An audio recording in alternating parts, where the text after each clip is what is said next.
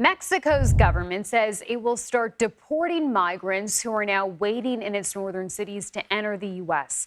The move is meant to reduce the strain on U.S. border crossings as a rising number of migrants arrive from the south.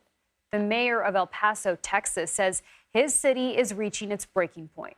For more on this, we're joined by CBS News immigration reporter Camilo Montoya-Galvez. Thanks so much for being with us this morning, Camilo. I want to start with asking you how this spike compares to others. I mean, is this unprecedented?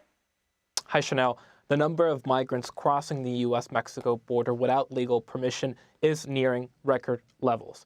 There are about 7,000 migrants crossing the border each day on average. That is a level that we have not seen since December and May of last year, when over 220,000 migrants were apprehended each month during those time periods. And we are on track right now. Border Patrol is on track, Chanel, to record over 210,000 apprehensions in September and the rest of this month.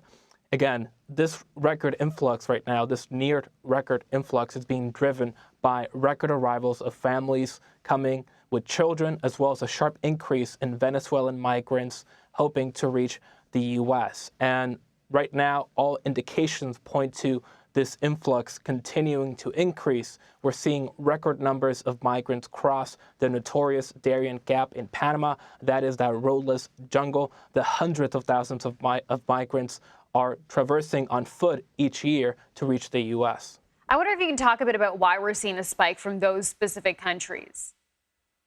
Well, we are seeing right now a global displacement crisis, Chanel, that is unprecedented. 7 million Venezuelans have left that country in recent years. That is the largest refugee crisis ever recorded here in the Western Hemisphere. They are fleeing that economic and political instability in that country. We're also seeing record numbers of Nicaraguans, Cubans, and Haitians either take to the sea to try to reach Florida or come to Mexico and other parts of Latin America in hopes of reaching the U.S. These are dire conditions in these countries. We also have pull factors that attract people to the U.S. There is an ample supply of jobs, as you know, in many sectors here. That is attracting a lot of these migrants.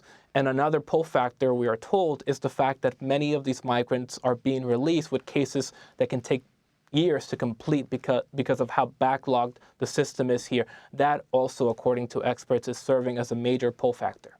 Okay, let's talk about the government's response. What is the Biden administration doing right now to address this crisis?